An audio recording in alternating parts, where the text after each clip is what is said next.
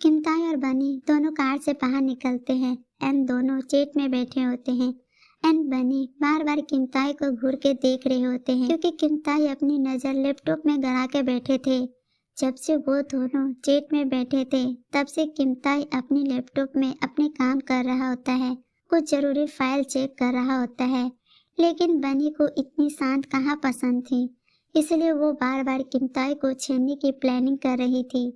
लेकिन जब किमताई फिर भी उनकी तरफ नहीं ध्यान देते हैं तो उनके दिमाग में खुरपाती आइडिया आते हैं एंड वो धीरे धीरे चलकर किमताई के पास जाते हैं और एक ही झटके में उनके गोद से उनके लैपटॉप उठा लेते हैं और फिर एक ही झटके में उनके गोद में बैठ जाते हैं।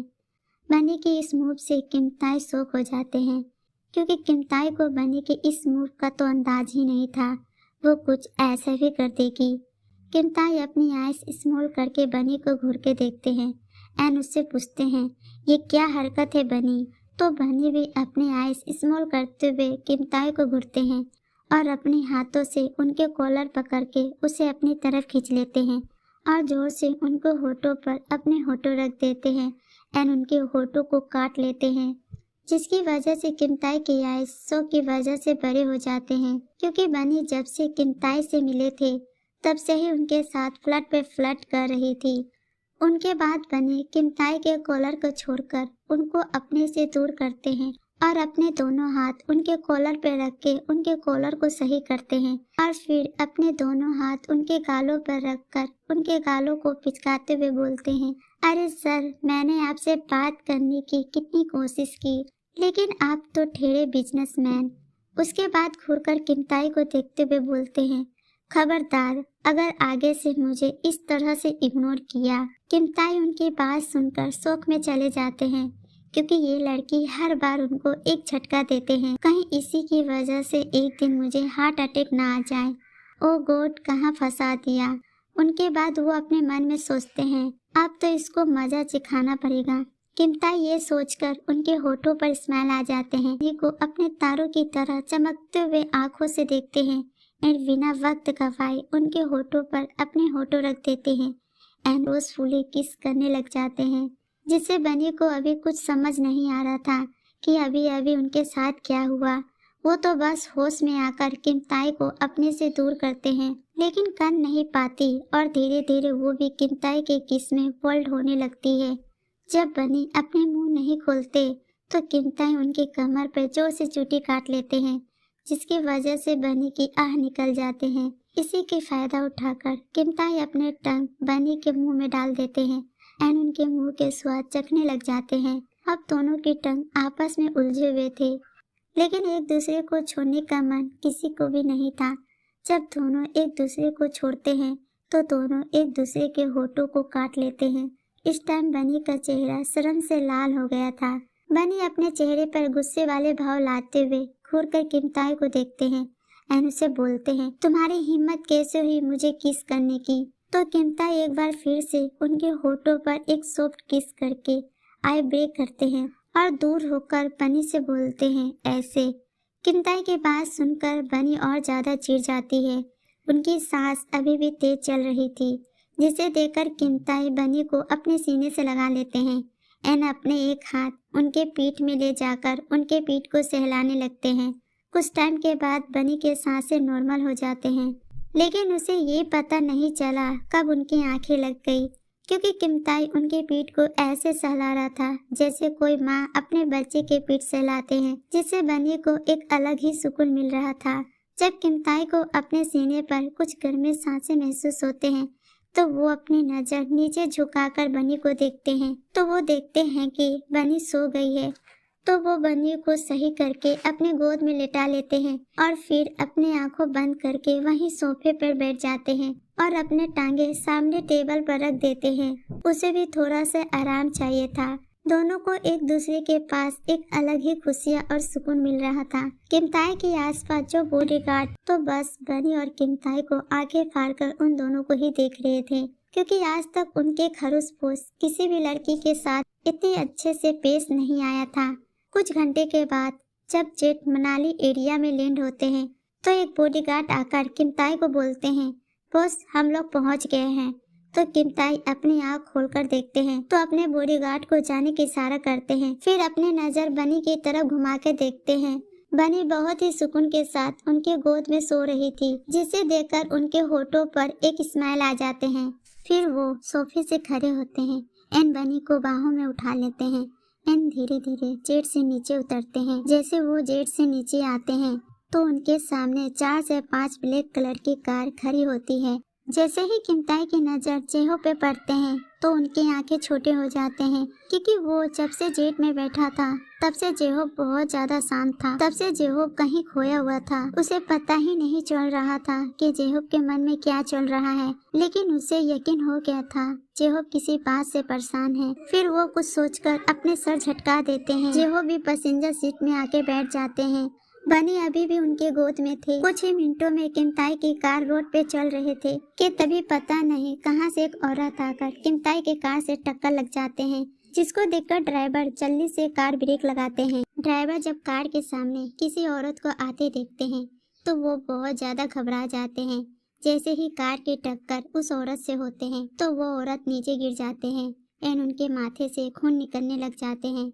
ड्राइवर बहुत ज्यादा घबरा जाते हैं और कार के ब्रेक लगाने के कारण जेहो और किमताई भी अपने आप खोल लेते हैं। जेहो और किमताई जब उस ड्राइवर से पूछते हैं तो ड्राइवर जेहो को बोलते हैं, कार के सामने एक औरत अचानक आ गई है और मैं कार नहीं संभाल पाया, कार उस औरत से टक्कर हो गई है। जेहो ड्राइवर से बोलते हैं, तुम घबराओ मत, मैं देखती हूँ कि कौन है। फिर ड्राइवर और जेहो जैसे ही कार से नीचे उतरते हैं तो देखते हैं जेहो जब उस औरत को देखते हैं तो उनके चेहरे का रंग उड़ जाते हैं, वहीं भूत बनकर खड़े रह जाते हैं। कार के अंदर पता नहीं क्यों किमताई को बहुत ज्यादा बेचैनी होने लग जाते हैं, जैसे उनको किसी अपने को कोई चोट पहुंची हो। किमताई जेहोब को कॉल करते हैं पूछने के लिए कि सब ठीक है, तो जेहोब अपने फोन की आवाज सुन के होश में आते हैं। वो जल्दी से कॉल को पिकअप करके बोलते हैं, किमताई सर जल्दी से कार से बाहर आइए। किमताई उनकी बात सुनकर ओके बोलते हैं। किमताई जेहोब के कॉल काटकर अपने गोद में सोए हुए बनी को देखते हैं। जब वो बनी को देखते हैं ना जाने उनके दिल को एक अजीब सा सुकून मिलते हैं। फिर वो जेहोब के बातों को याद करते हुए बनी को हल्के से अपने गोद से उठाते हैं, जैसे कि वो कोई गुड़िया हो, और उनके बाद उसे सीट पर लेटा देते हैं और खुद हल्के से कार से बाहर निकल जाते हैं और बिना बनी के नींद को डिस्टर्ब किए वो कार के डोर लॉक करते हैं। फिर धीरे धीरे चलकर जेहोब के पास जाते हैं। उसने अभी तक नीचे लेटे हुए औरत को नहीं देखते हैं। वो जेहोब से पूछते हैं, क्या बात है जेहोब? तो जेहोब उसे कुछ नहीं बोलते हैं, बस अपने सामने इशारा कर देते हैं। जब किमताई जेहोब के किए हुए इशारे की तरफ देखते हैं तो एक पल के लिए उनके कदम लड़खड़ा जाते हैं। उनकी आंखों में बेसुमार दर्द दिखने लग जाते हैं एंड उनकी आंखों से आंसू पानी की तरह बहने लग जाते हैं। फिर वो जोर से चिल्लाते हैं, मॉम, और वहीं अपने घुटने के बल नीचे गिर जाते हैं और जोर जोर से चिल्लाने लग जाते हैं, मॉम मॉम आँख खोलो ना। किमताई अपनी माँ को उठाने की कोशिश करते हैं। अब किमताई को कोई होश नहीं था, वो तो बहुत जोर जोर से चिल्लाया जा रहा था, मॉम मॉम आँख खोलो ना। जैसे ही जेहोब किमताई को देखते हैं कि किमताई अपने आप को खोने वाला है और उसे पैनिक अटैक आने वाला है, तो वो जल्दी से किमताई को संभालते हैं एंड उसे समझाते हैं, देखो किमताई तुम अपने आप को संभालो, क्योंकि आंटी को चोट आई है, हमें जल्दी से आंटी को हॉस्पिटल लेके जाना होगा, क्योंकि आंटी को बहुत ज्यादा चोट लगी है। जैसे ही किमताई जेहोब की बात सुनते हैं तब जाके उनके ध्यान अपने माँ के माथे के ऊपर जाते हैं, जहाँ माथे पर चोट के कारण खून निकल रहा था। वो जल्दी से अपने आप को संभालते हैं एंड अपने माँ को अपने गोद में उठाते हैं एंड जल्दी से कार के अंदर जाने लगते हैं। जेहोब किमताई को बोलते हैं, अंदर बनी सो रही है, इसीलिए तुम आंटी को दूसरे कार से हॉस्पिटल ले जाओ, मैं बनी को बिल्ला छोड़ के आती हूँ। किमताई अपने सर हाँ में हिला देते हैं, क्योंकि वो भी बनी की नींद खराब करके उसे डराना नहीं चाहता था। उनके बाद वो अपने बॉडीगार्ड के साथ दूसरे कार को ले जाकर हॉस्पिटल के लिए निकल जाते हैं। जेहो भी ड्राइवर को कार में बैठने को बोलते हैं, सर मुझे नहीं पता था कि ये औरत किमताई की मॉम होगी, क्योंकि सर मुझे नौकरी से निकाल देंगे, प्लीज मुझे माफ कर दीजिए, मेरी कोई गलती नहीं है। वो अचानक से कार के आगे आ गई थी और मैं कार संभाल नहीं पाया। तो उनके बात को काटते हुए बोलते हैं, घबराओ मत, कुछ नहीं हुआ है, तुम्हारे वजह से आज काफी सालों के बाद किमताई अपनी माँ से मिल पाया है, इसीलिए वो तुम्हें कुछ नहीं कहेंगे, किमताई इतना भी क्रूएल नहीं है, बस उसे कभी धोखा मत देना, तो मैं भी तुम्हें बचा नहीं पाऊंगा। जेहोब बनी को बिल्ली लेके चले जाते हैं। लगभग आधे घंटे के बाद उनके कार बिल्ली के अंदर जाते हैं। जेहोब बनी को उठाते हैं, लेकिन बनी कसमसाते हुए दूसरे साइड मुंह करके सो जाते हैं। जेहोब अपने सिर ना में हिलाते हुए उसे गोद में उठाकर बिल्ली के अंदर ले जाते हैं और जेहोब बनी को कमरे में सुला देते हैं। जब वो नीचे आ रहा था तो वो सरमन को बुलाकर बोलते हैं, मैडम का ख्याल रखना, अगर उन्हें जरा से भी परेशानी हुई तो बॉस तुम सबको जान से मार देंगे, इसीलिए अपना काम ध्यान से करना और जब वो नींद से जागे तो उन्हें डिनर करवा देना। अगर वो हमारे बारे में पूछे तो उन्हें बोल देना वो डिनर करके आराम करके हम किसी काम से हॉस्पिटल गए हैं। उनके बाद वो बिल्ली से निकल जाते हैं। उधर हॉस्पिटल में किमताई अपने माँ को लेकर हॉस्पिटल में लेके चले जाते हैं। हॉस्पिटल के डॉक्टर को जेहोब ने पहले ही तैयार रहने को बोल दिया था। किमताई जल्दी से जाकर अपने माँ को स्ट्रेचर पर लिटा देते हैं और वो डॉक्टर को धमकी देते हुए बोलते हैं, अगर मेरी माँ को कुछ भी हुआ तो तुम सबको बर्बाद कर दूंगा और साथ ही हॉस्पिटल को भी जला के राख कर दूंगा। डॉक्टर किमताई के गुस्से देखकर कांप जाते हैं और जल्दी जल्दी जाकर अपने काम करने लग जाते हैं और उनके माँ को ऑपरेशन थिएटर पर ले जाते हैं।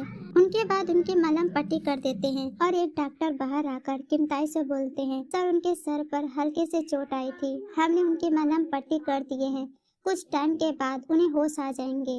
अभी फिलहाल हम लोग ने उन्हें इंजेक्शन दिया है, तो आप उनका ज्यादा से ज्यादा ध्यान रखना। मुझे उनको देखकर लगता है जैसे वो बहुत ज्यादा टेंशन में है और कोई बात है जो उन्हें अंदर ही अंदर खाई जा रही है। और वो डॉक्टर किमताई को कुछ बताते हैं जिसके कारण किमताई उनके साथ उनके केबिन में चले जाते हैं। वो लगभग पूरे 20 मिनट के बाद होते हैं। किमताई जब केबिन से बाहर आते हैं तो उनकी नजर जेहोब पे पड़ते हैं। जेहोब किमताई को देखते हैं तो उसे किमताई के चेहरे पर बहुत ज्यादा टेंशन दिखाई दे रही थी।